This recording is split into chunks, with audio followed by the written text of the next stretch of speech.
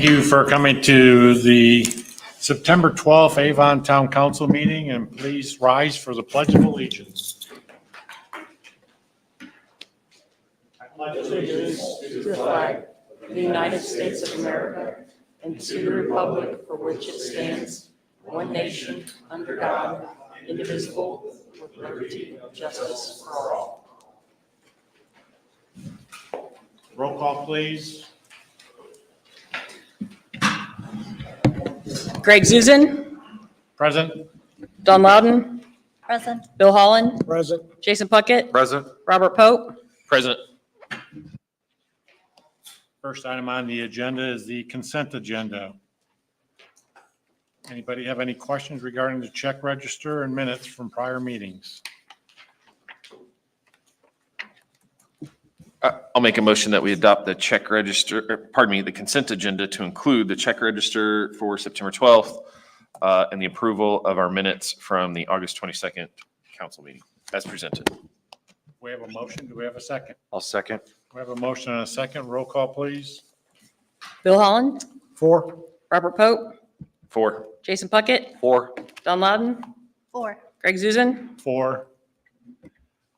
Next item is the first of 2 public comment opportunities.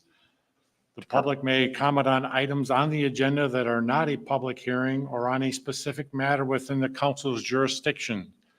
If you'd like to come forward at this time, please state your name and address and limit your comments to 3 minutes.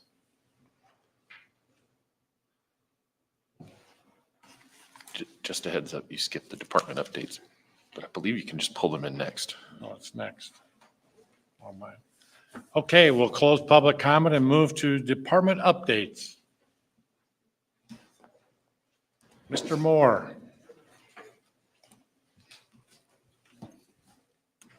Steve Moore, Public Works Director. Guess I'll start out with County Road 625 speed table. We got the concrete completed yesterday. We left a separation this time between the concrete and the asphalt.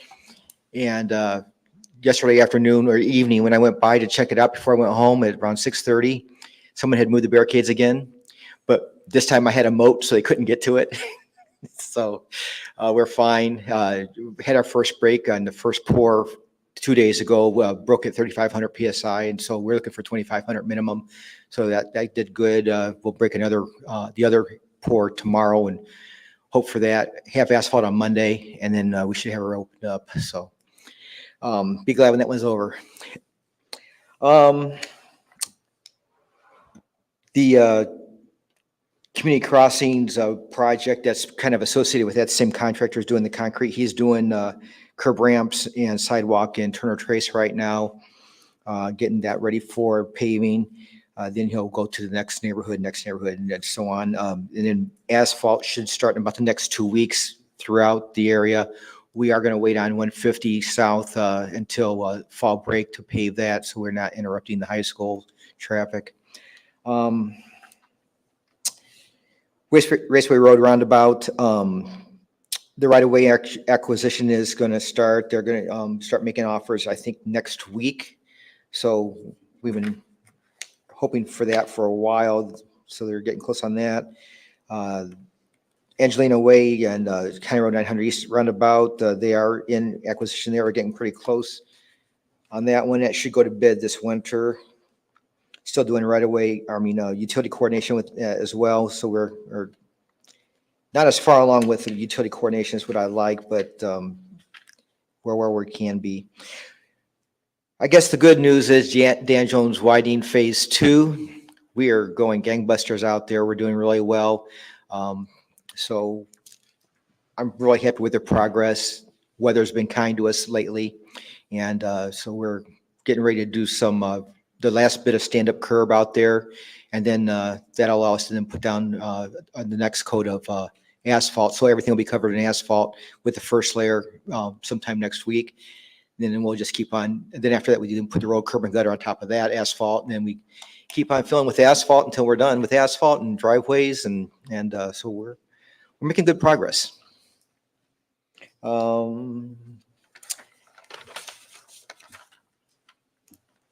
Stormwater utility, We did sign an agreement with our consultant to start the design on the Pines of Avon drainage project. And it's a fairly small drainage project. Basically, it's a capacity thing where some of the ponds are staging. And so we want to give it some relief by upsizing one of the 2 pipes that drain the area. And it ends up dumping into 100 South and goes along in front of Pine Tree Elementary. We just increased the capacity of that ditch here. We just finished that up pretty much last week. So we've done the things we can do to be able to receive the additional flows. So that's coming. Now I need my glasses for the reports. Here we go. MS4 inspections, Drew and Eli completed 75 inspections last month. There was one $1,500 fine by Drew, and I had a $5,000 fine I had to assess. I'm not happy about that, but that's the biggest fine I've had to assess since I've been here. Keaton and Eli did 34 traffic and street signs. Betsy issued 5 new right-of-way permits. Keaton and Eli conducted 23 right-of-way inspections. And fall sweeping is about halfway complete. Any questions? Any questions for Mr. Moore? I don't think so. Thank you, Steve. Keep up the good work on Dan Jones.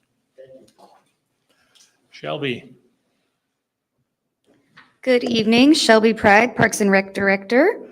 Updates on each of my sub-departments. Events, we have our Salsa Under the Stars event tomorrow night right here on the back patio. We have 10 spaces for couples left. So if you guys want to come out, it's $40 per couple. You get a dancing lesson and dinner. Harvest Time Hay Rides is going to be Saturday, October 5th, also here at Town Hall Park. We have hay rides going up to the North Park where we'll have vendors, a spooky photo trail where you can take pictures. It's an Instagrammer's favorite time of year. So we hope a lot of people come out for that.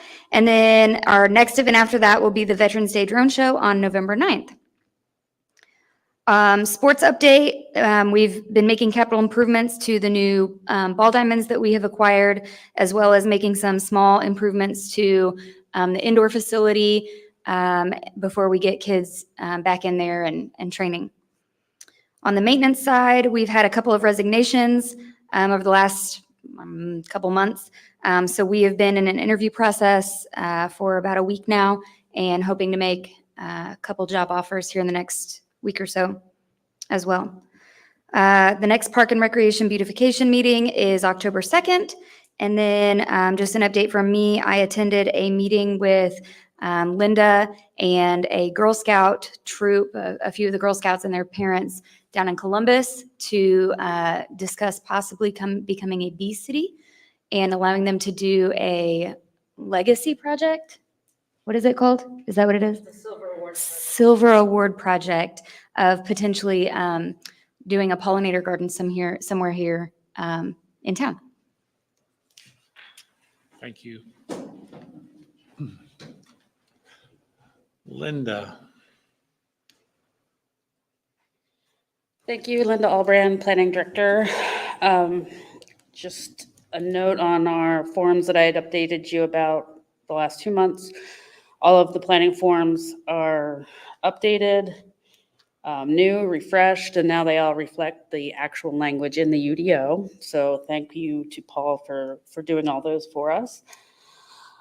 We are continuing to work on the UDO revisions. Paul is going through them chapter by chapter now. It's taking obviously longer than we had hoped. We're unsure how we're going to bring them to you, if we're going to bring them to you a chapter at a time or a topic at a time, but that is continuing.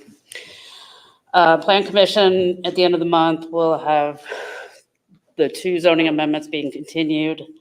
Again, there'll be 1 plat, 1 DPR. In October, we already have a plat on that agenda, and we're expecting at least 1 more. BZA has 2 cases next week, and there'll be 1 for October that we're anticipating. The comp plan last week was the first public session, public meeting for the comp plan. It was a workshop. It was just meant to bring the public in, educate them a little bit about the comp plan, and then ask for their input of what their big dreams were. And we had 16 people sign in. I think there were a few more than that that may not have signed in, but it was a fairly good attendance, and they had a lot to say. We gave them little Post-it notes, and they filled the Post-it notes before they stuck them on the board. So we haven't compiled all those yet, but we will be. We asked you all for input on who should be on the focus groups, and we've compiled those focus groups. Those meetings will occur next week. There'll be 8 of them during the day. And then the survey that went out, we have, as of this afternoon, 538 responses. The deadline for that was to be the beginning of this week was going to be the deadline, but we've extended it to September 22nd so that everybody has a chance to get their input for the comp plan. We're also going to be putting out the public signs in our parks and around town either tomorrow or early next week. Any questions? Any questions for Linda? Thank you, and Thanks. thank you, Paul.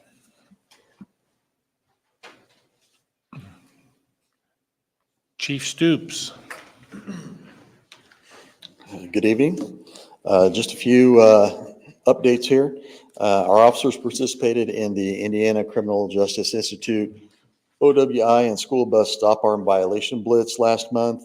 I think we had 3 officers participated in that throughout the entire month, in addition to their normal shifts. They made several OWI arrests and nearly 40 contacts for school bus stop arm violations. So hopefully they had an impact on the safety in our community as it relates to those issues. We recently applied for a grant through Subaru and Duke to assist in the purchase of a grappler. Wait for it. Okay, what's a grappler? This is an anti-pursuit device. You're starting to see several agencies in our communities now that have them mounted on the front of the vehicle, and through specialized training and this equipment. And when you get close enough to the vehicle, you can actually expel this like web thing, and it wraps up the tires and causes them to stop.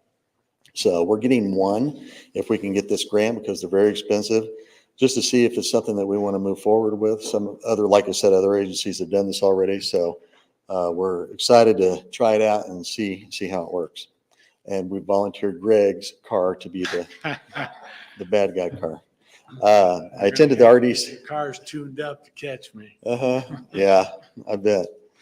I attended the RDC meeting last month along with Mr. Cannon to present our final recommendation for the renovations of the former courtroom, and it was approved. Thank you, Mr. Cole and his team. He's here tonight. We would like to thank and recognize Ryan Cannon and Suzanne Hardy for their work on Employee Appreciation Week. All the police officers really appreciate all the hard work that they put into that to make that not only enjoyable, but to remember just everybody that works here, not just the day shift people. So our night shift people really appreciated the way you went out of your way to make them included in that as well. All 3 of our Indiana Law Enforcement Academy cadets are doing well and are transitioning through their training as expected, and they're on track to graduate December 13th. And we have started a promotion process to fill our current sergeant vacancy, and the testing begins on that on October 30th. And you should have in your packet some monthly statistics and some other information and updates from the rest of our department. And I'd be happy to answer any questions you might have regarding that or anything else tonight. I got a question, Sean. I feel like this is a year-over-year thing, but we don't have year-over-year numbers in front of us. Okay. There's a pretty big spike in traffic stops in August. Well, you have Normal? probably not, but you have a few different things. You have some people who are working that blitz. Okay. So that's probably a lot of it. You have some people who are going through field training or reacclimation. That's part of it. So they're going to be out there and be a little more proactive because their evaluator is sitting right next to them. So they're going to be a little more in tune to what's going on around them and probably make more traffic stops that way. So I think there's probably a few things there. Okay. Yeah. Mr. Holland. What's the timeline on that grant for the grappler? Dave? Supposed to find out in a few months. The deadline was the end of September. Last year, we tried to get the grant for something else, and we were notified we did not receive it. We heard that news in probably October. Okay. Thank you. Any other questions for Chief Stoops? Thank you, Sean. Thank you. Julie, do you have anything? As you guys know, we've closed out our August. You should have those in your email, those reports in your email. And today, Ryan, Mr. Taylor, and Greg Garitas and I did a conference call with the S&P for a future bond. Cross our fingers. We hope we get a good rating. That's it. Suzanne, do you have anything? I do not. Okay, thank you. Council comment, liaison reports. Mr. Holland. I just have a question on this. How long is that going to take? Next Wednesday.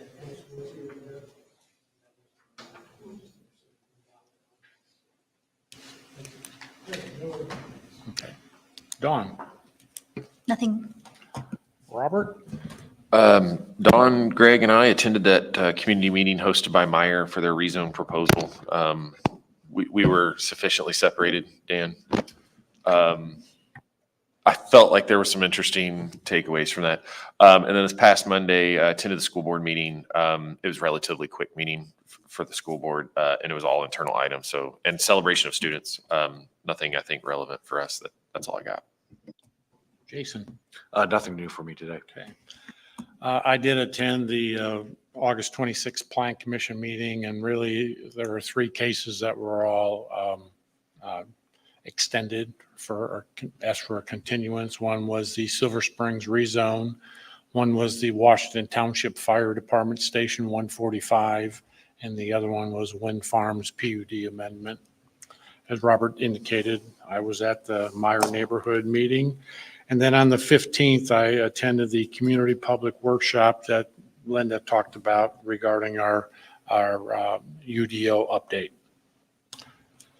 And there was a sticker that was put on one of those boards that said, "Town council and staff is doing a great job." Now, I did not put it there. Okay. I just want to let you know, I read them and there it was. So next item on the agenda is new business. The agreement with the Avon Community School Corporation and facility usage. Shelby, are you going to talk about that? Yeah, there's not too much to talk about. You guys have seen this. It was in the original agreement when we partnered with the Avon Junior Athletic Association.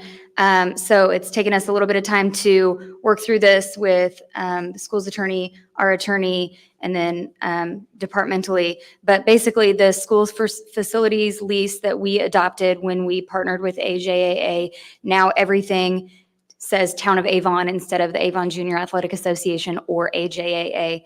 One of the schools did not have a piece of they didn't have a gym that was listed in the original agreement, so they just omitted that school for that space, and really everything else is the same. So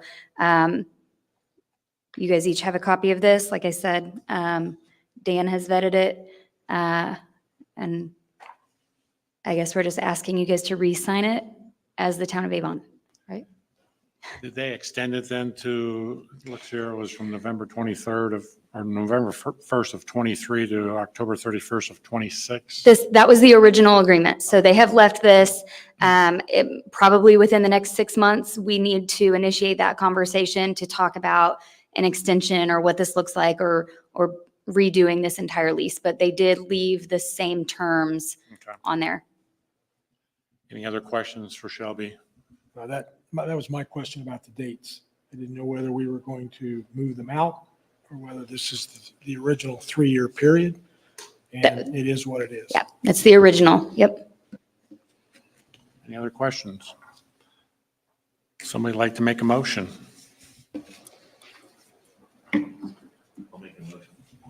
I'll make a motion that we adopt the agreement with Avon Community School Corporation for facility usage as presented. We have a motion. Do we have a second? I'll second. We have a motion and a second. Roll call, please. Robert Pope, 4.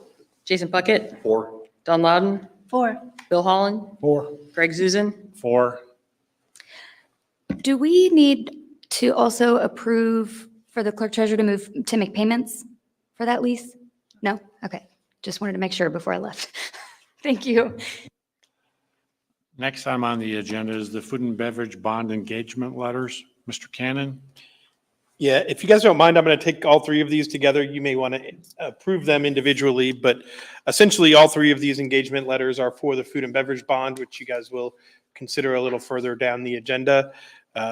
These are bond costs, so we typically build them into the actual expense of the bond, but they are each individually engagement letters, so I do need you to approve each of them. As Bill mentioned earlier, the S&P one is the rating agency for the bond, and their cost is $16,250. The second one is Ice Miller, who is our bond counsel. Their contract is an hourly contract. You guys may recall, and I actually learned this today from Dan, so thanks, Dan, that they used to charge a percentage of the bond, and they're not allowed to do that anymore. So it is hourly, so you'll notice their hourly rate is in there. They did not provide a not to exceed, but I did talk to Heather James, who's our bond counsel, and she said it depends on how much work they have to do, but she thought it'd be between $30,000 and $40,000. And then the final one is our financial advisor on the bond, which is Financial Solutions Group. And on his, the not to exceed is $40,000. And he does, just as I mentioned, if for some reason we don't move forward with the bond, then we still pay them $5,000. They've already expensed far beyond $5,000 for the work they've already done probably at this point. So again, I find that reasonable. And so for that reason, I'm happy to answer any questions, but it is my recommendation that you improve all three engagement letters. The one other thing I'll probably just caveat, we don't do an engagement letter with Dan, but Dan does have some work that he has to do as part of the bond. He's actually the main person who has to sign off on everything. So there would be some expense from Dan, but that's covered in his existing contract with us. So just wanted to qualify that. You don't necessarily have to approve Dan's, but I did want you to know there are costs there as well. Do we have a not to exceed amount in there? $50. Any questions for Mr. Cannon?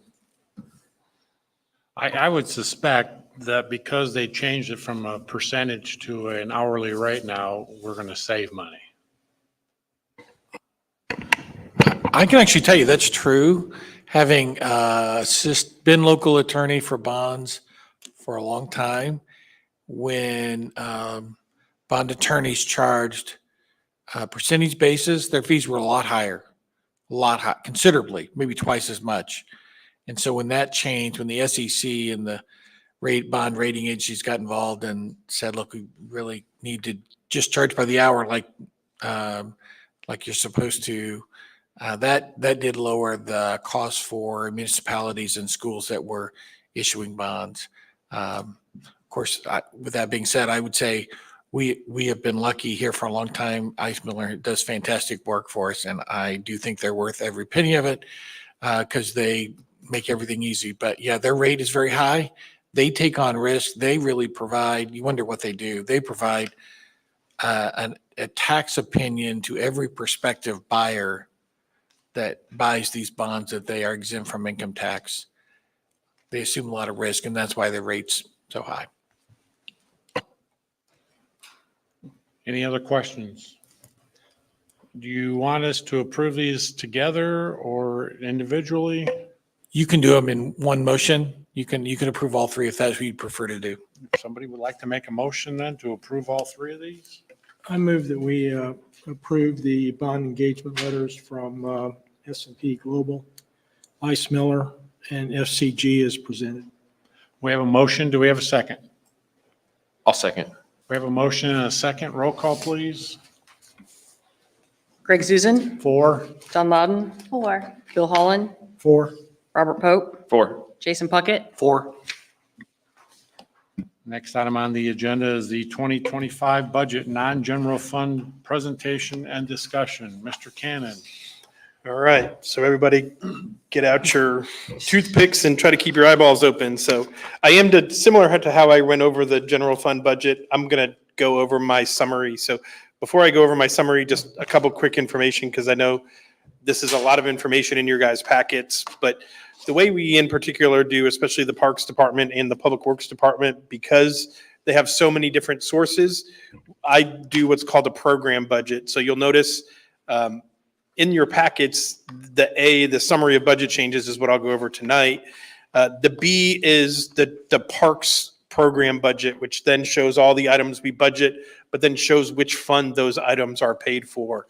And so in my opinion, looking at those program budgets, that's easier for you guys to understand than going through all 22 of the Form 1s. And so you can save yourself some time and effort by looking at those program budgets. Again, they're really detailed, and so I don't expect you guys to absorb them all today. I know those of you who've been on the council for a while, you're probably used to it by now. Likewise, with the Public Works Department, the 2025 Public Works Program by Fund budget is in there as well. Again, Public Works is even worse. It has about 12 funds that pay for all those different programs, and so that's attached as well. Then all the rest of them are all Form 1s. There are a couple other Form 1s that are not Public Works or Parks ones. So if you want to pay attention to a couple of those, some of those are like the Public Safety Lit is for our police department and pays for some police expenses. Our stormwater utilities, some of that is in the Public Works. Leasey and the Clerk's Record Perpetuation Fund are also some of the other ones. And then certainly Edit is not only Public Works, it pays for some other things as well. The one thing I will point out to you, which I know we addressed a little bit in the work session, you'll notice this year that you probably did not see in previous years are some of the new TIF districts that we created. You'll see Form 1 budgets with actual expenses in that to make our developer purchase bond payments. Those funds that are new are the Ronald Reagan Parkway South TIF district, the Ronald Reagan TIF district, and the Avon Logistics TIF district. So you guys may take a peek at those because those are newer funds as well that you guys didn't necessarily see in the past. At this point, they're not generating enough money to actually have projects programmed in them. They're simply our debt payments back on the developer purchase bonds. Although we expect in the next 10 years that we will be able to pay for projects out of those funds as they begin to generate more revenue as a result of John's and all of your economic development efforts. So the final one I'll comment on, and then I'll go through my summary, is the maintenance trends. The one thing, if you ever look at the Public Works programs by fund, the one that will jump out to you is the $2.6 million, what says MIP, which is the Maintenance Improvement Program. And so the maintenance improvement program is all of the maintenance we do. It's our paving, it's our crack sealing, it's our preservative sealing on our pavements, it's street sweeping, pothole patching, all the services that we provide from a Public Works department. All of those things are on the maintenance improvement plan. So if you go to the Y1, the 2025 maintenance trends, that will show all of our maintenance, and it actually goes back 10 years. So you can see how we're trending and how that impacts. And I know, Greg, that was to your question. You had asked, did we budget enough? And you can see in there, I do not have $1.5 million to do the match for, at least 100% of the match for the Community Crossings Fund. But if you guys want to see that detail of that $2.6 million, it's in that maintenance trends budget.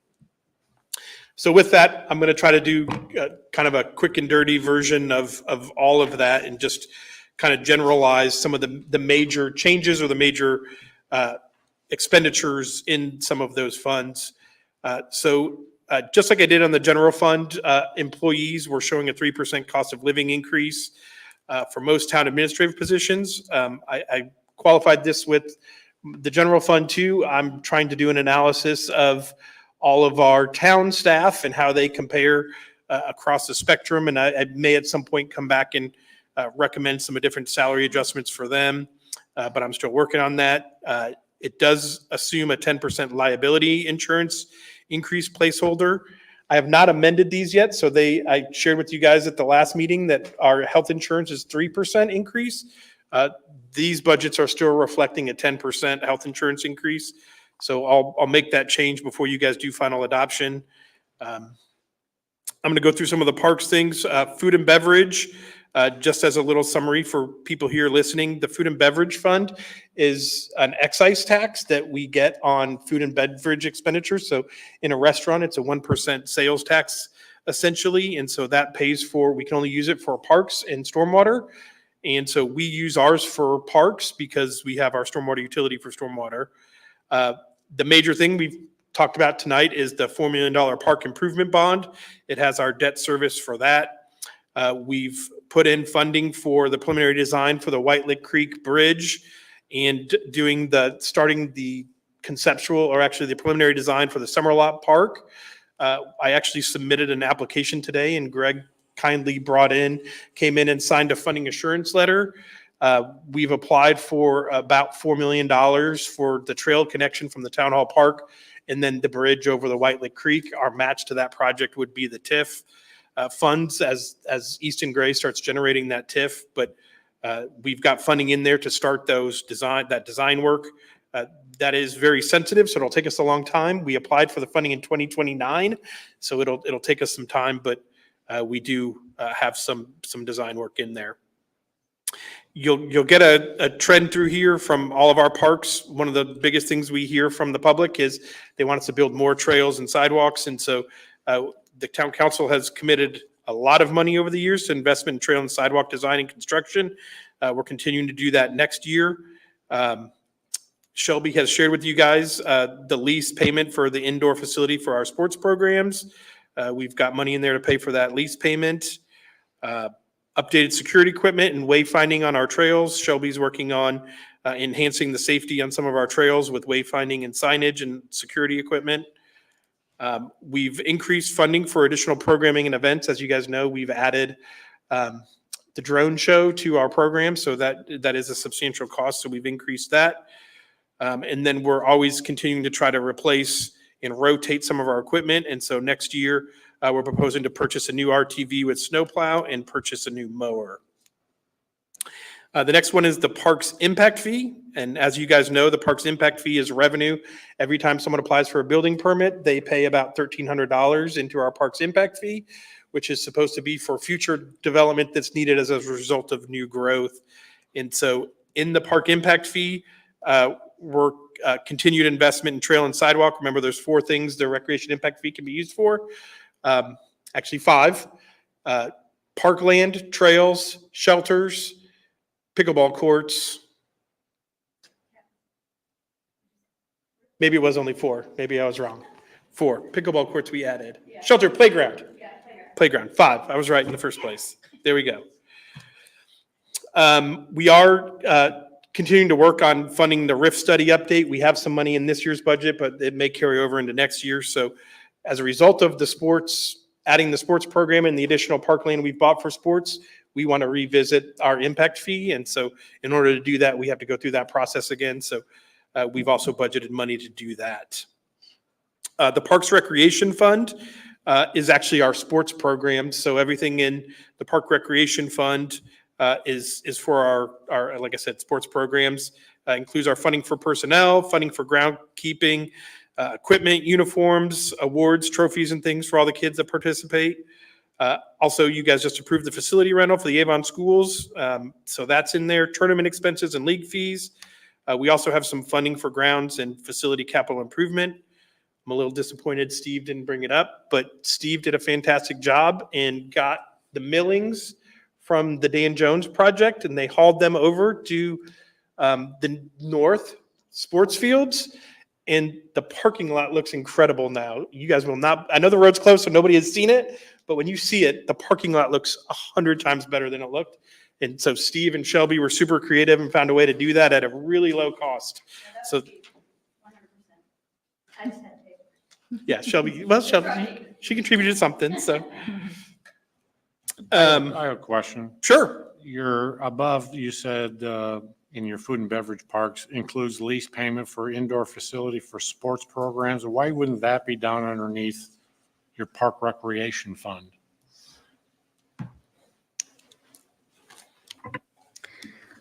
We weren't sure how the funding was going to go, not funding, the revenue was going to come in from the sports programs. With this being our first full year of having that, I kind of wanted that to be a safety net. So we're kind of taking 1 and 1. Obviously, if there is enough money, we'll start taking that. But also the the indoor facility for the sports programs, that lease technically expires next August. So if we decide not to renew that, then that kind of looks better on the food and beverage side. And it gives us some leniency, I guess. We also, with the facility rental for the schools, that's a big chunk of that park and recreation fund. So again, I just wanted to be safe in how I did these expenditures. I have a little bit more money in food and beverage than in the park rec fund. Well, I think too, when we approved this, you had done a pro forma that indicated that you would generate enough revenue to cover that rent cost. Yes. As well. Again, just trying to play safe and have that safety net. Obviously, if we can take it out of the park rec fund when we have that revenue, we just don't have it yet. So I don't want to overspend that fund right now or project to overspend it. Thank you. Yeah, we're subsidizing a little bit with it, Greg. Just, again, just being that the sports program is so new and we're also trying to build up a little bit of a fund balance in there. So we're trying to be really conservative. We kept the same $1 million budget in the recreation fund that we had in 2024. We carried and we proposed for 2025 too. So we also did not increase our costs in there either. So we tried to balance that. And so because of that, we did just kind of move some stuff around. Thank you. And then the last thing in the Parks and Rec Fund is we are proposing to replace a fleet vehicle as well. So the final one in Parks is the tree mitigation fund. Again, the tree mitigation fund is a result of if a project develops and they're unable to plant all their trees, they can actually mitigate some of the tree or whatever they cut down and make a donation to the Parks Department for planting trees in other places around town. And so we've had several projects that have contributed to that. And so that's the food and or the tree mitigation fund. The next one is TIF. So the TIF is a tax increment finance. I did kind of lump all the TIF districts together, but the main one is the Avon Economic Development Area. So if that's the AEDA in your Form 1s for anybody who's following along for fun. TIF, obviously funding for the debt service payments for developer and town bonds is a large portion of what we're doing that. Again, we're proposing to do the Civic Center bond next year. And so we did set aside a significant amount of money for that bond payment. We are, as Greg talked to you guys about earlier, we're planning an early redemption of the HRH YMCA bonds. And so you'll notice we budgeted $2.5 million in there, which would allow us to pay those bonds off early. And so we're excited to do that. That would free up some revenue for us to use in future years on other projects. Question. Sure. Have we had any issues with our developer-backed bonds and receiving payments from those developers? We are starting to get not payments from developers, but we're getting the revenue in that we will actually be able to start paying back the developers. So we are showing that next year that we're able to start making payments to some of those developers. Okay. Thank you. Again, funding to complete. We're working on Dan Jones widening phase 2. We are not likely, you'll not see a significant amount of money in the budget next year for Dan Jones phase 3. The reason for that is that we're going to have substantial utility relocations that have to get done. We'll probably have several $1 million of reimbursable utility relocations. And we know for a fact that Duke says that it's going to take them over a year. So it's highly unlikely that a lot of road work will actually take place next year. So most of it will be utility relocation next year. And then in 2026, we'll actually see most of the road work. The good part about that is those are reimbursable expenses, so we don't pay them back till they actually incur them and their relocations are done, then we pay them back. So again, most of the expense for Dan Jones phase 3, we don't see next year. We will see a big hit of $5 to $7 million for that project in 2026.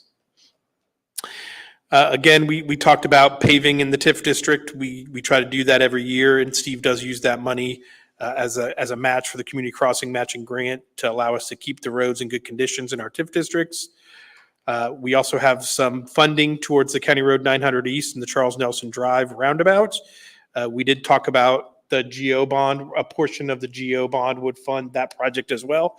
So we actually reduced the contribution out of TIF, again, to try to keep some of that TIF cash to be able to support other projects.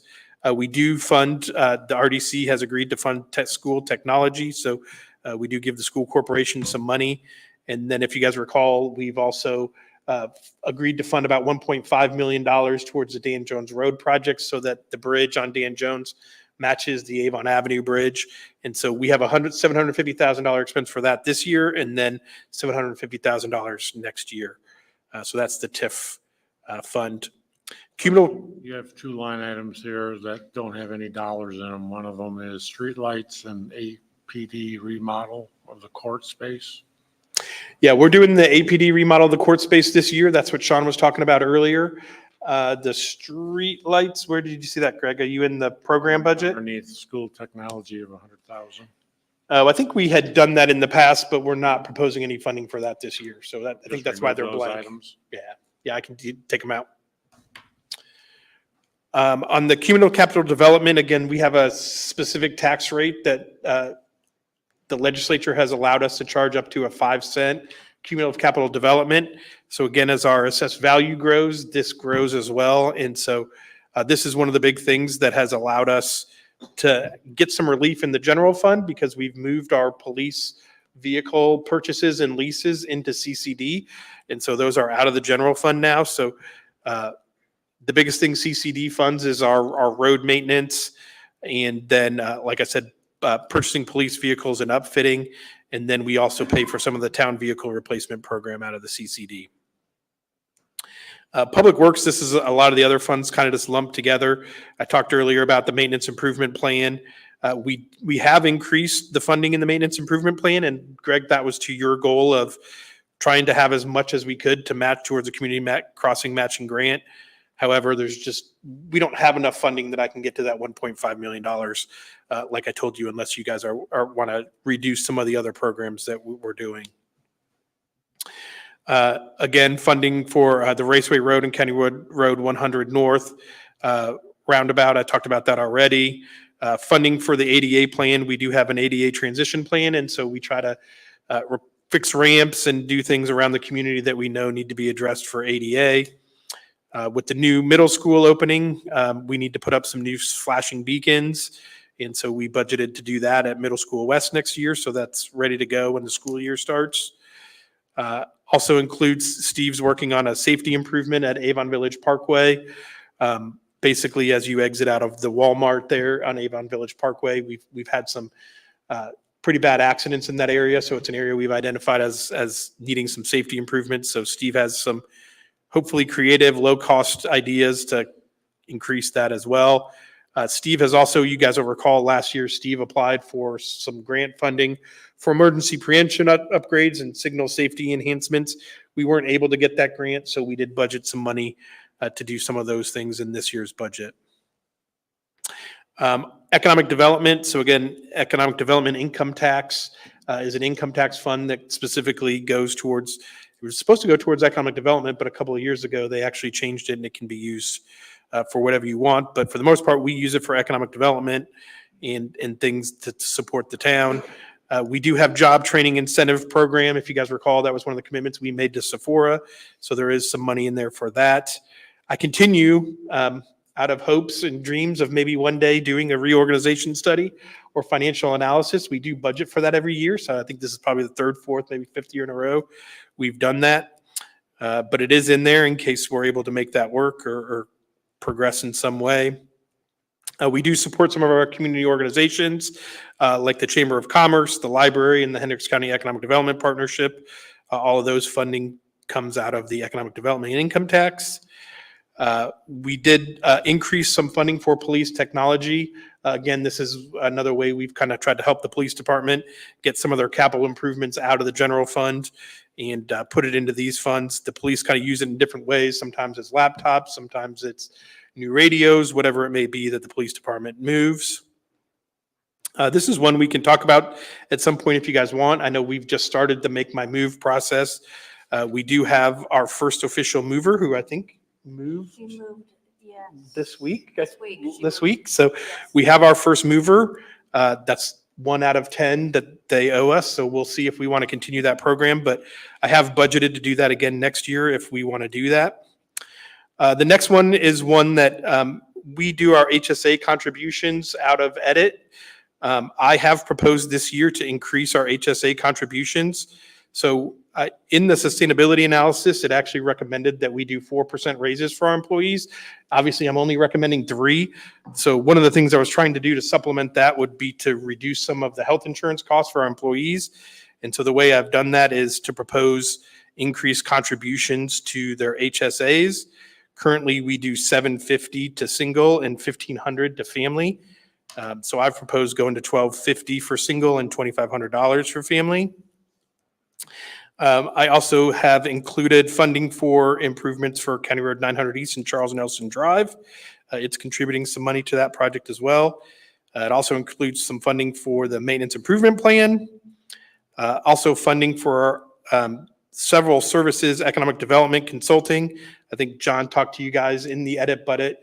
In the edit budget, our economic development director is paid from there, but John has told me that he plans to retire in June of next year. So some of the discussion has been that either he may consult with us or we may hire someone else to consult or what we may want to do with that. But that may be a discussion that I need to have with the council to talk about what our vision is for economic development director moving forward, if that's something we want or how we want to address that. There's also some money in there for digitizing documents. We talked about having some of that money in the general fund as well.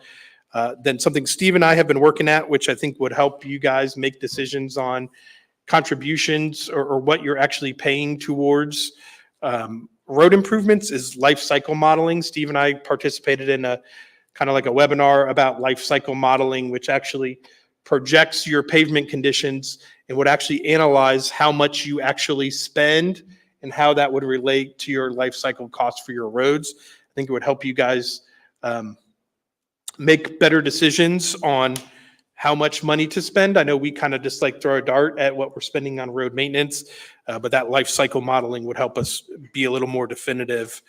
And that's about $29,000. And then I know Robert has been a part of, but there's a new software set out there called Placer AI, which provides data based on cell phone usage. And it's incredibly interesting information. Our Parks Department could utilize it. Our Economic Development could utilize it. Our Building Department could utilize it. The Police Department could utilize it. It can actually calculate based on phone data where people are going, where they're spending money, how long they stay places. So it's actually really interesting data set. And it's like a subscription service. We don't actually get the data ourselves, but I've proposed trying that software out as well, which I think would be really interesting. And then I talked earlier about the Main Street Coordinator. I don't expect that we would have to do that. At some point, we probably need to start planning about a year in advance of when we move into the new Civic Center space. And so I assumed worst case scenario, we hire a Main Street Coordinator, which would be that person to plan the events and help do some of that coordination, and that would maybe corresponded with when John retires, that person would come on the second half of the year. Again, that may be able to be pushed back based on when we think we'll get into the building. But for now, I've put that in there. Question. Sure. So the dollar amount in the economic development director, that's only through June. I believe I'd have to double check it what I did. I think I put a little further through June because if John has any outstanding vacation or anything like that, we would have to pay that out upon his separation. So I think I budgeted a little more than 6 months, but I don't remember what the exact number was, Greg. I can verify that for you. Is it safe to say if you add those two numbers together, the director and the Main Street Coordinator, that's what we're paying him right now? Essentially, yes. Yep. Yeah. And then second, I don't see it in here, if we put him on like on a contract basis, where is that? It's lumped together. It's down further, Greg. You'll notice on character 3, other services and charges. Okay. It has a miscellaneous contractual line, and it says ED consult. Got it. It's built into that 155,771. And you have a worksheet that breaks out each one of these things that you've lumped in there. I do. separately. Yep. Yeah, so if we want to break them out, I can share those with you guys individually. Yep. Thank you. I have a question as well. Go ahead. Concerning John, is if he's going to continue as a contract employee, do we still think we need someone to replace him?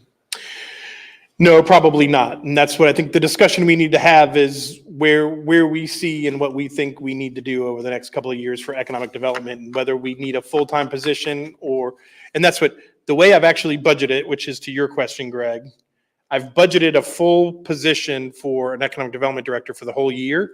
I've just split the salary between the Main Street coordinator. So if you say we want to keep a full-time economic development person, we'll do that, and we just won't hire the Main Street coordinator. We'd wait until the 2026 budget to do it. The second question I have is about the life cycle modeling that you guys attended. I'm just curious, did that include a way for you to determine whether we need to recycle and repave or just repave? Did it include that? How would you know when? Steve Moore, Public Works Director. What I gleaned from that presentation was it goes for the lowest annualized cost of your assets. So it basically does a lot of what ifs and scenarios. What if we invested $1 million in doing these roads that are rated a 6? How would that affect the overall budget? So then it would come into like a price per square yard over the life of the road. So basically what it would show you is, what if we did this, what if we did this, what if we did this? And it's over the whole entire system. So basically it helps you develop your strategy. So do we want to overlay all of our 6s? You know, if we're saying it's a 1 is horrible and a 10 is brand new, when it gets down to a 6, do we overlay them? Or do we wait till it's a 5? Do we glean enough benefit in waiting that year over spending the money now? And you put in projected interest rates and everything like that too. So the human still makes that decision. The program's not going to tell you which method. Right. Yeah, it just analyzes what you've decided to do or thought you might do. Thank you. Yeah, it really takes, so we do Paiser ratings, and it takes that information and then says, based on our roads, where best to invest our money to extend the life of those assets. So it's really a build on to what we're already doing in our pavement management system. The other thing I do want to point out, in the edit fund, you guys will notice that it's a $1.5 million edit budget, which is significantly higher than what it was last year. And so the Hendricks County Council actually redistributed, Greg talked about this, that there are basis points and they can distribute their income tax to different areas. And the county actually redistributed some of that. It was like 0.25 of that towards edit. And so we're going to see a boost in that edit fund. So part of my strategy in the edit budget was not to add people specifically, because the expectation is that it's not going to be 1.5 again next year. It may be back to 1.1 or 1.2 next year. And I don't want to put people in there and then find out I got to cut it. So that's why you're seeing some of these programs is we have some budget to spend on those capital kind of things. And they're not necessarily reoccurring expenses if we don't want them to be. So I did want to qualify that and make sure you guys were aware of that. So I know I'm boring you guys. I'm almost done. Stormwater utility, again, provides funding for drainage improvements on County Road 900 East. We've asked the stormwater utility to help assist with that road project, but there are also some substantial drainage improvements that we're doing there. Again, we've added some additional funding for drainage engineering to help accelerate some of our projects. We did propose to replace a vehicle. It does provide a substantial amount of money for what we kind of refer to as minor drainage problems. This is maybe you have standing water in your backyard and the drainage just needs to be regraded or something like that. And so Steve and his staff get a phone call. They got to go out, look at it, regrade the ditch, and it may just be $4,000 or $5,000. Those we kind of consider minor grading projects. And we try to do those as we go along. But we spend about $150,000 to $175,000 a year just doing those little drainage projects that help people, which again was one of our commitments when we started the stormwater utility, that we wanted to be more responsive in fixing people's problems. And I think Steve and his staff have done a great job of doing that. And then lastly, obviously, it provides some funding support for As you guys know, we have to have an MS4 permit, which is our clean water permit that we're required for the state and the federal government. And so we have to do public education, we have to do inspections, we have to do good housekeeping. There's all kinds of things that we have to do as a result of that permit. And so that's the non-general fund. The last thing on that is that I'll mention is the levy appeal. And I know we talked about that in the work session.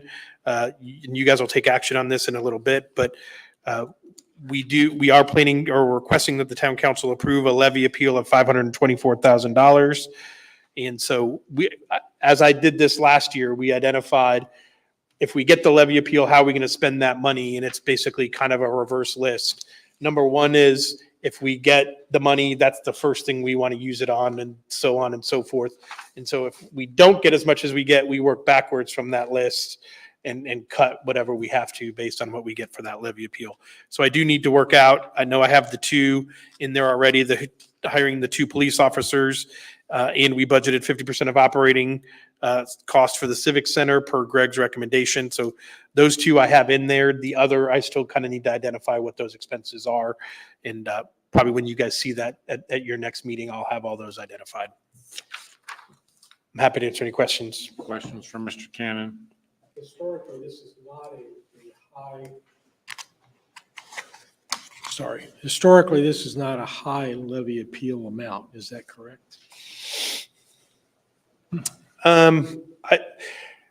Historically, last year we did like 425. So prior to that, it's probably been a few years since we did a levy appeal. And so I would say this probably is a little bit high for our levy appeal request. Okay, that's all I needed. Thank you. Mm-hmm. When do you think then you'll have, I'll say this is a draft because as you've indicated, some of the numbers we already know have changed and will go down. When will we have the final revision? So on the non-general fund, what I've presented to you, even though I have some changes I have to make, every one of those funds are balanced in the non-general fund. On the general fund side, Brian, do you remember what my number was? I'm about $60,000. Does that sound about right? So to get to the 9,150, I still need to cut about $60,000. So that I'm still working on that.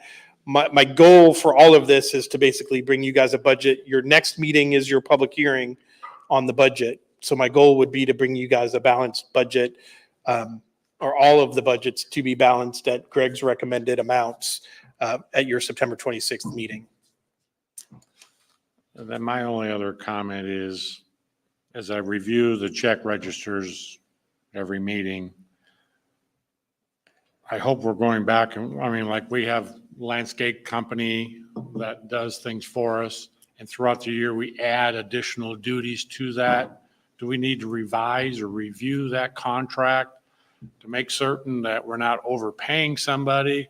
With the sports now taking over AJAA and the Avon Youth Sports, I want to make certain that we're looking at all those expenses, that we're just not writing checks to people for doing stuff. Yeah, typically our process is if we have a long-term contract with someone, we try to do like 3 years. And so then every 3 years we would rebid that work. And it's just for that reason, Greg, to make sure that we're keeping that contractor honest and making sure that if there's changes to their contract or things that we've added, that those things are competitively rebid. So that's typically how we handle that. And per our conversation, I have had a conversation with Shelby, and she has accounted for all of that in her 2025 budget. Okay, thank you. Any other questions, Mr. Holland? I have one more. I promise this will be my last one. So you're working on the budget cuts based on what we know we're going to get, and we still may get some additional funding on these appeals, correct?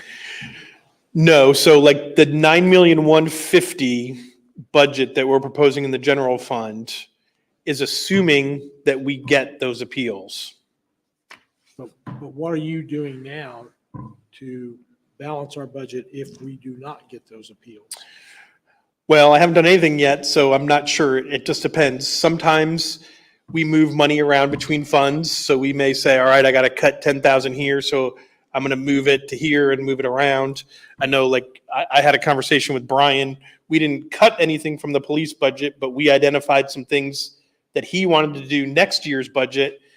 And we know that we have money in this year's budget. So we've said, instead of cutting it, let's spend the money this year. And so there's kind of a combination of different things we do to get the budget in line. If we cut anything, meaning we're not going to do something, we'll share that with you guys and make sure you're on board with what that actual cut is, to say we're not doing that. Is that okay with the council? I think you know where I was going. I'm not You cutting any answered the police question. officers, Bill. Any other questions? If you guys have any major changes, like, this is the time to let me know. So don't let me get to a balanced budget and then say, Ryan, redo everything, start all over, because that's frustrating. It's your prerogative. If you want to do it, I'll fix it. But if you have anything major, please let me know. You guys will have opportunity for discussion. Also, if you feel like you want to have a work session discussion, we could add a work session before the next meeting. If you guys want to talk more about budget, I'll defer that to you guys to give me direction on what you want to do. But we do want to remind you that these non-general that he just did are balanced. Yeah, I just would, if I could, just to offer some clarification to Ryan's point about some capital expenses. So this is a pretty unique situation. When we started 2024 off, we had 6 vacancies. As we stand here today, we still have 4. So when you go back and look at the 2024 budget for payroll, retirement, FICA, all of that, we have about a surplus of about $400,000 in our budget. And so as Ryan and I were talking about how to try to get under the ceiling for the 2025 general fund, that conversation we had was really largely focused on capital expenses. And so we're looking to probably expense upwards of $80,000 to $100,000 in capital expenses in the 24 calendar. And that is basically going to, you might see that as a reduction in our general fund budget, but the reality is it's more of an advancement of those funds as a result of our surplus in 2024. So over the next couple of months, as you start to get more expense reports and Julie starts closing out September and October, November, you're going to see some of the smaller account lines are going to look like they're way over expensed. And the reality is they are over expensed, but they all come from the same general fund. They all come from the Form 1 character for those services. So it's our way of kind of getting ahead of that process and without there ever being a cut. So I just want to be very mindful that we're not using the wrong vernacular when we talk about how we're getting under our 25 budget. This is literally a good thing, a silver lining of the frustration of staffing.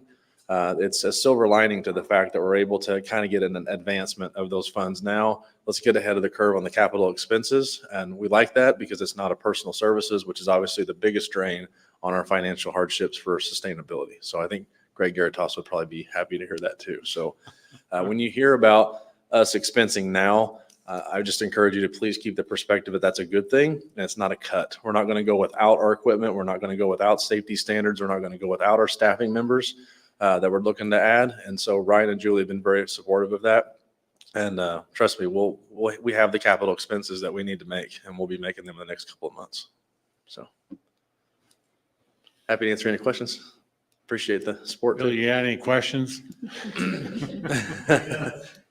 No, but that's very good to hear. Thank you. Very much so. Thank you guys very much. With Brian saying that, though, too, I want to point out that the police do a really good job of going after grants, going after reimbursements for things.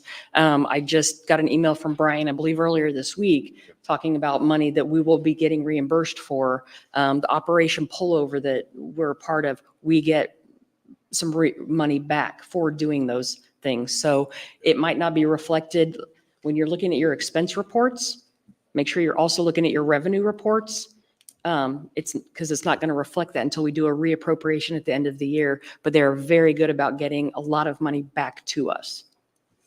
Thank you for that. You Appreciate get it. those deductibles back from our automobile repair, Hey, right? you know who talks about that. He's right here in front of the podium. I'm the guy that always asks you. Yes, sir. We do those too. Thank you guys. Thank you, Deputy Chief. Any other questions for Mr. Cannon? Let's move on then to Resolution 2024-17, declaring police vehicles as surplus property. Deputy Chief Nugent. Just getting my steps in, I guess.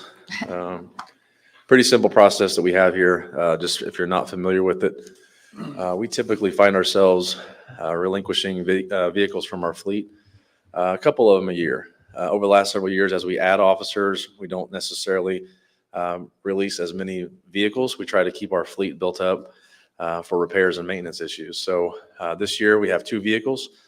One is a Dodge Durango that we're looking to declare surplus to the Indiana Law Enforcement Academy. They're going to give us a tremendous number of hours for our training abilities. We've really kind of prioritized our emergency vehicle operations training. And so by declaring the surplus, we will relinquish that vehicle to the academy, and we'll actually be empowered with their facilities to train and enhance our standards there. The other vehicle that you see is a Dodge Charger. Quite literally, it's just falling apart. We're ready to move on from it, and that will actually go to Odessa Auto Auctions in Plainfield. They will actually auction that vehicle off at a base rate of like $125, and then the rest of the revenue that comes in from that sale gets deposited into the general fund. Any questions for Brian? Got a question about those hours. Do those hours that we get from the academy ever expire? Yes, or no, they do not expire. Okay. So the Indiana Law Enforcement Academy is only able to operate all the in-service trainings that they have across the state by having guest instructors. So for example, when Chief Stoops goes to instruct firearms, when I go to instruct emergency vehicle operations, we build credits and hours on the books, if you would. So whenever we're ready to do our emergency vehicle operations training, we don't have a facility anywhere in the area that we could use. Big open parking lots that we can drive maneuvers and things like that through. So the hours never expire. We're always building them, but we're also pulling them off the books when we go actually train. And so we've spent probably more time in the emergency vehicle system trainings, if you would, than ever before. We've made that a top priority for our safety. And you heard Chief Stoops talking about the grappler. It's one of the many tools that we're integrating to kind of bolster that. And so we desperately need these hours on these facilities so that way we can go out and do those trainings. So we're not doing them in a parking lot or in the middle of the roadway. It's not ideal. It's not ideal. Yes, sir. Yes, sir. Thanks, Brian. That was all I had. Thank you, sir. Any other questions for Deputy Chief Nugent? Would somebody like to make a motion? I'll make a motion that we approve Resolution 2024-17 declaring police vehicles as surplus property as presented. Second. We have a motion and a second. Roll call, please. Don Loudon. 4. Jason Puckett. 4. Robert Pope. 4. Bill Holland. 4. Craig Zuzen. 4. Thank you very much. Next item on the agenda is Resolution 2024-18, excess levy appeal. Mr. Cannon? Yeah, as we've talked about several times here through the night tonight, in order for Financial Solutions Group and staff to move forward with your guys' excess levy appeal to the DLGF, we need the town council to pass this resolution. It is a 3-year growth factor of $436,000 plus an annexation appeal of $88,000 for a total of $524,000. Happy to answer any questions. Any questions for Mr. Cannon?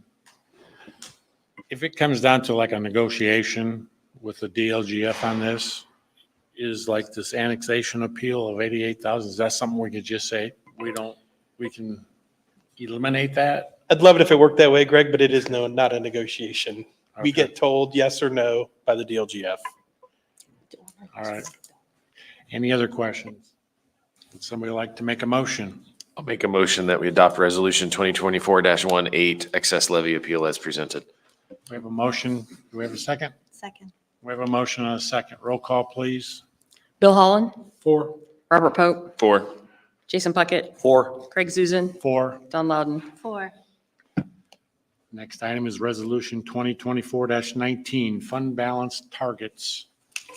Mr. Cannon? Again, as we've talked about, one of the things S&P 500 really looks for when it comes to our bond rating is that the town council establishes minimum fund balance. The town council did this for the first time in 2020. We are recommending that you increase these, again, as a sign of the town's financial health and strength. This is a great resolution. It was one of the things on S&P's checklist, and so we do recommend that you guys approve the attached minimum fund balance targets. Happy to answer any questions. Any questions? Somebody like to make a motion? I'm sorry, real quick. I just noticed that the date that we're adopting it is 2020. I apologize. Julie actually caught it on the one you Okay. signed. Actually says 24. Just the one we uploaded had 2020. So that was my fault. Motion. I'll make a motion that we adopt Resolution 2024-19, fund balance targets as presented. We have a second. Second. We have a motion and a second. Roll call, please. Greg Zuzen, 4. Bill Holland, 4. Don Loudon. 4. Jason Puckett, 4. Robert Pope. 4. Next item is Resolution 2024-20, ARPA funds. Yeah, again, the ARPA funds are the stimulus funds that we receive from the federal government. We are required to obligate them by the end of this year, and we actually have to have them under contract as well, and then they have to be spent by the end of 2025. We've talked about this as part of our Civic Center bond. The money from the ARPA fund will go towards that. So this is your step to obligate it towards that specific project and would allow us to start expensing money from it. Any questions for Mr. Cannon? I need a motion. I'll make a motion that we accept Resolution 2024-20 as presented. I'll second. We have a second. Roll call, please. Don Loudon, 4. Greg Zuzen, 4. Robert Pope, 4. Jason Puckett, 4. Bill Holland. 4. Next item on the agenda is the final reading of ordinance 2024-35, amending stop sign ordinance. Yeah, there is a slight modification to this one. If you guys recall, when you guys introduced it, it really only had one intersection on it. It had Turner Trace Place North. At the intersection of Turner Trace Place South, the southbound intersection there did not have a stop sign on it. As Steve mentioned during his presentation, the new traffic circle that's opening on 100 South and 425 is going to be stop controlled. And so it's planning to open next Monday. And so we have not codified those stop signs. So I did amend this ordinance to include that County Road 450 East and County Road 100 South traffic circle and identified the 3 stop signs to be included in that. So that was amended since your introduction. I'm happy to answer any questions on that, but we would recommend that you guys approve the ordinance. I haven't driven out there yet, but are they in place?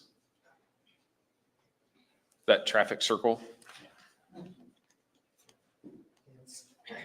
Again, Steve Moore, Public Works Director. So the signs are not installed yet. They'll be installed probably tomorrow. The paving is done. They didn't put surface on for this year. What'll be opened is 100 South going east and west through the new traffic circle. So it'll actually effectively be a two-way stop controlled circle. Northbound traffic will be coming from the school area or and so there's a couple of local residents that live there that'll be able to go north through that circle. So it'll be 3-way, but it'll primarily be a 2-way intersection. And it will open on Monday, yes. And then also, just so you know,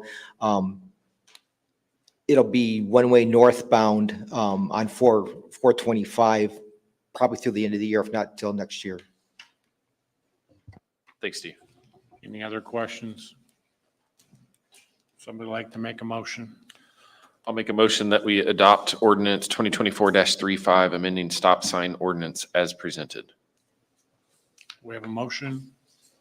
I'll second. We have a second. Roll call, please. Greg Zuzen, 4. Jason Puckett, 4. Robert Pope, 4. Bill Holland, 4. Don Loudon. 4. Next item on the agenda is the final reading of ordinance 2024-36, food and beverage bond ordinance. Mr. Cannon? Yes, this bond, second reading, establishes the parameters for the proposed food and beverage bond. This is a revenue bond, as you know, derived from the food and beverage. It would be a maximum amount of $4 million to fund parks projects. This ordinance outlays the basic parameters and guardrails for this bond issuance. It contains the parameters of a maximum amount to be used and a maximum interest rate not to exceed 7%. The market has recently been considerably lower, but that establishes a maximum. And also the dates of payments and length of term, all of which are fairly standard. The bond, page 5, you'll notice that the bond ordinance requires a mandatory sinking redemption fund and other uses of the bond's proceeds to provide security that payments will be made. The ordinance also authorizes the clerk treasurer and the president to sign the bond documents and engage in contracts that will allow the bonds to be issued, paid, and satisfied. Page 10 includes the beginning of the form of the bond itself. And then the remaining portions of the bond simply authorize action to be taken. The bond is a revenue bond, but it is backed up with your property taxes. So it contains an irrevocable pledge of your food and beverage revenues necessary to pay the bonds, and also provides for a covenant to levy taxes to meet these obligations. Of course, these are tax-free bonds. Once they're issued, that opinion will be provided by Ice Miller. You have issued many bonds before. There's nothing unusual about this bond at all. It was introduced at last meeting, and it envisions the bond issuance being completed yet this calendar year. I'll be happy to answer any questions. Any questions for Mr. Taylor? Would somebody like to make a motion? I'll make a motion that we accept ordinance 2024-36 as presented. I'll second. We have a motion and a second. Roll call, please. Jason Puckett, 4. Don Loudon, 4. Greg Zuzen, 4. Bill Holland, 4. Robert Pope. 4. Next item is the public hearing and final reading of ordinance 2024-37, additional appropriation ordinance. Yeah, I might just introduce this to say that this ordinance, if approved, would appropriate the $4 million we just spoke about, or whatever amount the bonds are, of the food and beverage bonds into your budget. These monies are not in your budget. You didn't plan to do this, so there has to be an additional appropriation. Now's the time for any taxpayer to come forward and make comments. After the public hearing and after you hear those comments, we'll be asking you then to move to consideration of ordinance 2024-37, which would be the actual appropriation of those funds. Let's open then the public hearing right now. If anybody would like to come forward and make any comments regarding ordinance 2024-37, additional appropriation ordinance, come forward at this time. State your name and address. With nobody coming forward, then we'll close that portion of the public hearing and move to the final reading of ordinance 2024-37. Yes, this ordinance appropriates a cost not to exceed $4 million of food and beverage tax receipt funds from the bonds that we just discussed, and puts them into your budget so that they can be used to fund the projects that are envisioned under the project. This is final reading. Any questions for Mr. Taylor? Somebody like to make a motion? I'll make a motion Go ahead. that we approve ordinance 2024-37, additional appropriation ordinance as presented. Second. We have a motion and a second. Roll call, please. Robert Pope, 4. Bill Holland, 4. Don Loudon, 4. Jason Puckett, 4. Greg Zuzen. 4. Next item on the agenda is the final reading of ordinance 2024-38, the UDO text amendment. I have a question. Mr. Holland. Is, we had earlier discussed maybe we would postpone this to another meeting. Is that necessary or not? I don't believe so, but let's have Linda or Paul do their presentation. Thank you, Paul Lambie, Senior Planner, Department of Building and Planning. Ordinance 2024-38 is ordinance to amend the UDO, specifically Chapter 7, to amend the architectural standards that apply to single-family dwellings, to take what are now the enhanced architectural standards and apply those to all single-family dwellings moving forward, and also to eliminate at this time the enhanced lot standards or density bonus that allows for smaller lots. This was introduced here as a resolution on August 22nd. It went to the Plan Commission for a public hearing on August 26th as petition ZA 24-08, where it was unanimously recommended for approval and sent back to you for final reading tonight. Staff is still supporting this, and I'd be happy to answer any questions that you might have. Any questions for Paul? I just have a comment. I just want to make sure that we are not putting Ryan in a situation that we can wait a week or two on. That's all. Just want to make sure that he has all the tools in his toolbox that he needs for his adventure tomorrow. Any Just other an questions opinion. or comments? Ryan, I believe you said earlier that you feel comfortable and you have the ammunition or the tools in your toolbox to have any conversation that comes about. I think so, but again, it's your guys' prerogative if you guys want to delay this or not. I think it's up to you. What is the impact if we do delay it? Any discussion, this basically eliminates the R2 density bonus, so it would take that option off the table as an option to offer. For you? Correct. Because that would no longer be something in our zoning ordinance that would be available any longer after you guys pass this text amendment. Correct? Correct me if I'm wrong, Yes. Paul. Yes, that's correct. Right. But you had Right. discussed, I think, offering the R3 Correct. as, Yeah. which If would be a this better is- option than R2 with enhanced lot standards. If this is delayed, how long would we have before we could Maybe not today. approve this again? It'd be your next council meeting, so September 26th. I'm comfortable in moving ahead. Any other discussion? Would somebody like to make a motion?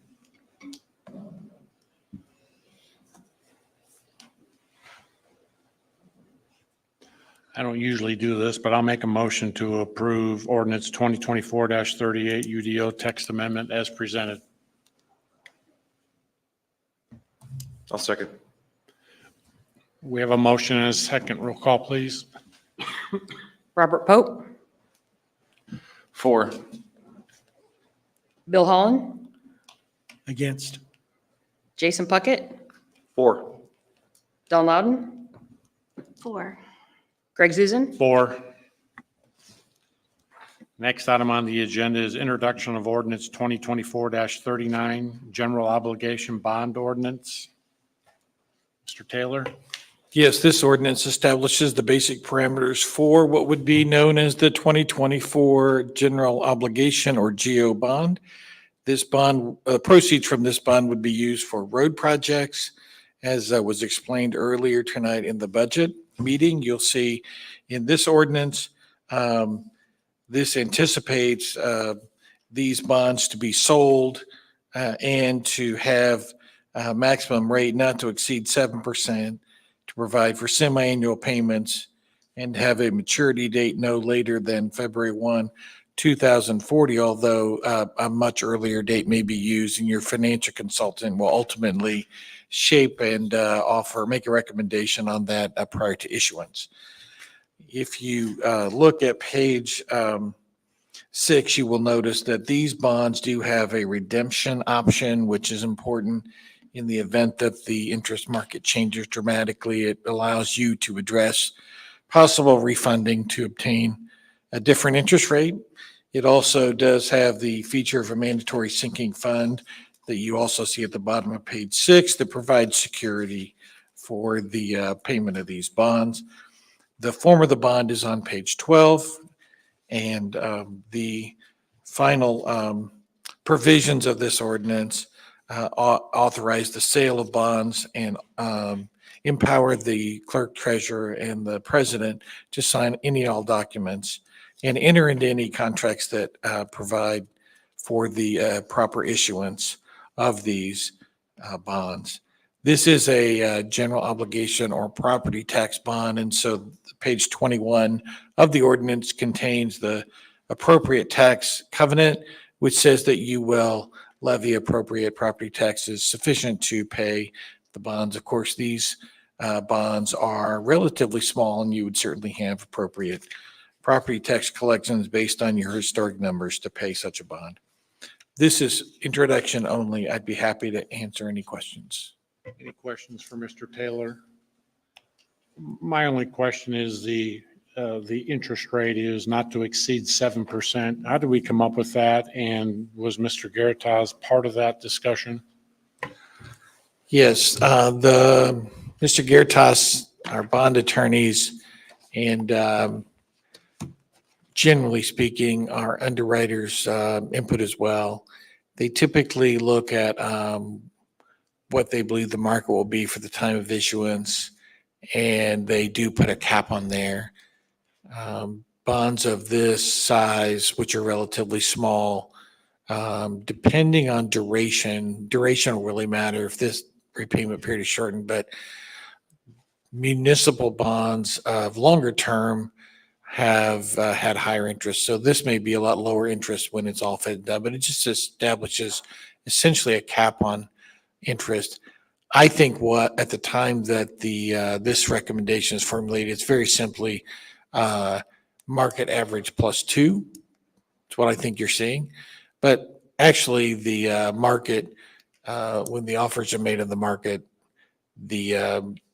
your bond team will decide whether they want to accept what has been proposed on the market.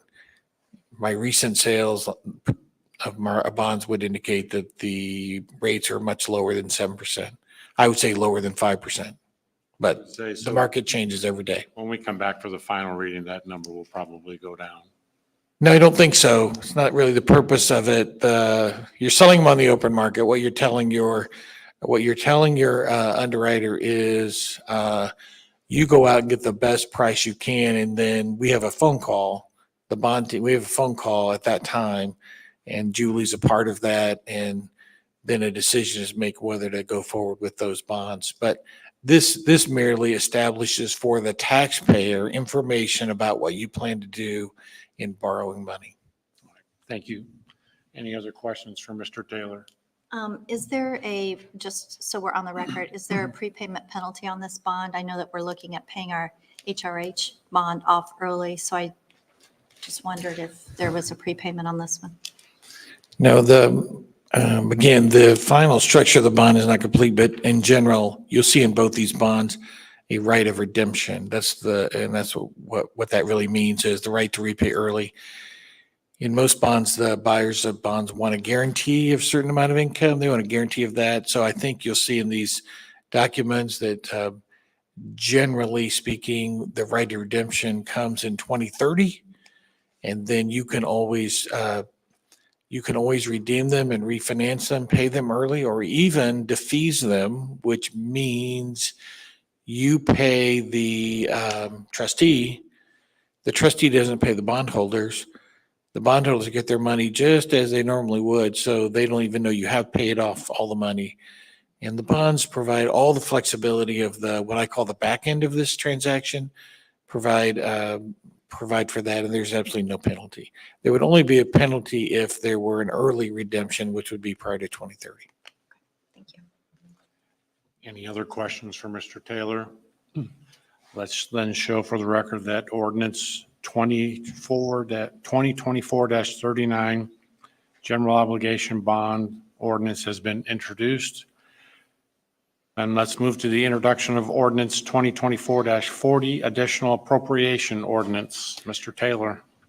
Yes, in this ordinance, it would appropriate the $2,000 for the GO bond that we just discussed and would place it into the budget. And as you know, an appropriation is merely permission to spend money. So you would be giving Mr. Moore permission to spend money. This is introduction only. I'd be happy to answer any questions. Just clarifying, it's 2 million, not 2,000. 2 million, that's correct. Any other questions for Mr. Taylor? For the minutes then, let's show the introduction of ordinance 2024-40, additional appropriation ordinance introduced. Moving on then, legal counsel report, Mr. Taylor. Thank you. And this is the second of 2 public comment opportunities. The public may comment on items on the agenda that are not a public hearing or on a specific matter within the council's jurisdiction. Please state your name, address, and limit your comments to 3 minutes. With nobody coming forward, then we'll move to council comment. Council. Mr. Holland? It's been 6 months since I took the oath to sit on the council, and I promised myself that I'd try not to cause any trouble that first 6 months and try to learn a few things. And in doing so, I wanted to thank Ryan, Steve, for your help in guiding me along so that I can understand how all this works. So I appreciate that. And also Chief Stoops and the two deputy chiefs who have really helped me out a lot with the police department and teaching me about different things that go on there. So I just wanted to thank you folks for that, and I appreciate it. Thank you. So does that mean the next 6 months, you're going to start causing trouble then, or what? Is that what? I think I started tonight. Okay. Thank you, Bill. Council calendar. Your next council meeting is September 26th at 7 PM. Nobody jumped at the opportunity for a budget work session, but if you change your minds, I love talking budget. I'm happy to bore you guys to death for a work session if you want to do it. So just let me know. Meeting adjourned.